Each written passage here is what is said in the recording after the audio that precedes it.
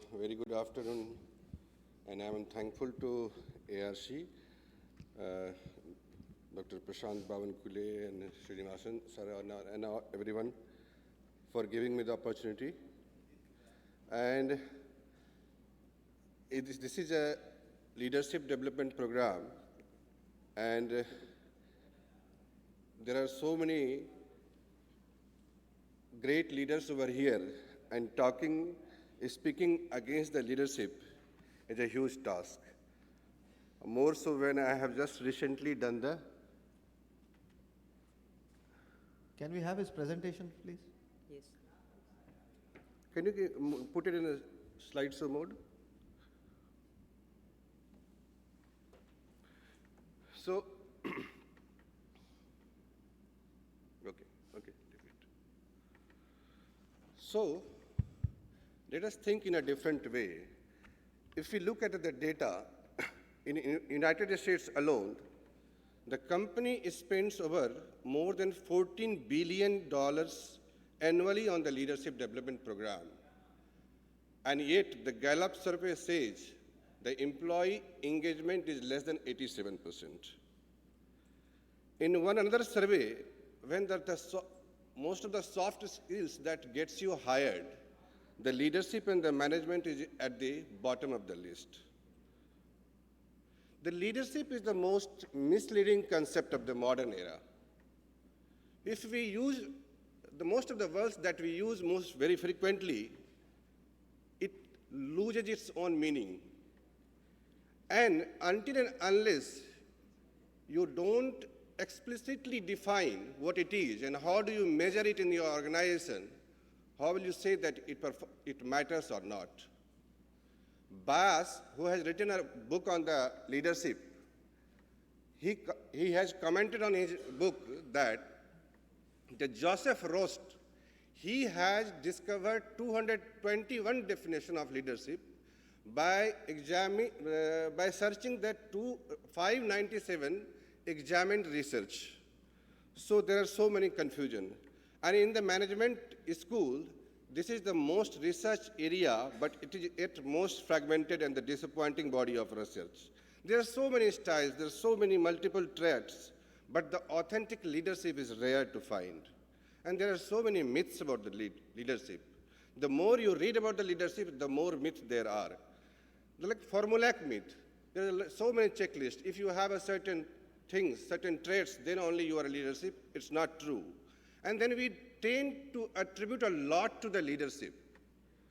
And so is with the results. But the results, the success of the organization depends more on the context. And this is a shifting dynamics. What used to matter in the 19th century, that is not valid in the 20th century, and it will not be valid in the 21st century. It's a shifting dynamics. And the followers, we often undervalue, underrate, underestimate the followers, and it's the followers who legitimize the leader. If there are no followers, where are the leaders? And the study suggests that organizational success is contextual, often determined by the external factors like the market conditions, the industry trends, the economic factors, more than the leadership. And the leadership is overrated.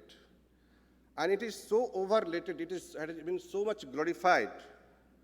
And more so in this social media era, the image is valued over the substance and the illusion over the reality. And it leaves too many creative peoples. The researchers, the scientists, the teachers, the clinicians, they go into the attraction, they get attracted towards the leadership and they lose their own creativity. As Dalai Lama says, this planet needs less leader, but the more peace setters, the restorers, the healers, the researchers, the artists, the teacher. And believe me, all leaders have a blind spots. And what happened to the king? Once there was a monarchy and once the democracy happened, the king becomes irrelevant. And so with the ushering of the digital economy, the evolving technology, the artificial intelligence, the automation, the social media, every human will be now empowered with the individuals, with the knowledge. And There is a cultural shift towards collaboration, the consensus building, the collective intelligence. So, even at your workplace, there is an emphasis on the equality and the diversity. Everyone becomes important. And there is a concept of super-led, self-led super team.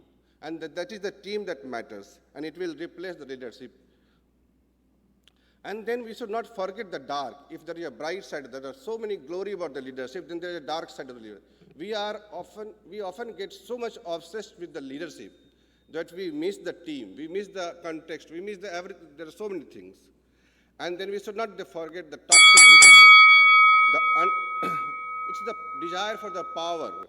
And this competition for the leadership brings a trust, loses the trust in the team. And often there is no going back. Once you are in the leadership position, then you can't go back. There is no demotion. You can't fall back and you again go back to you can become a good clinician. So there are so many things. And it will ultimately result in the low morale, the high turnover, the cultural decay, the talent drain, and ultimately the poor performance. I want you to, if there is a, can it? No commander. Ants don't need a commander to tell them to get started. They work faithfully, be proactive, be honest to yourself, and be industrious. Ants plan ahead, meaning they hustle hard in advance to secure their future. Ants stay positive, always, meaning whatever happens in your life right now, it will not last forever. Ants never quit. They only change their approach, meaning learn to embrace struggle and hardship in your life. Be flexible and be like ants who don't quit. Winners are not quitters. Ants always do their best, meaning give your best in everything you do right now. It will always lead you to the greater things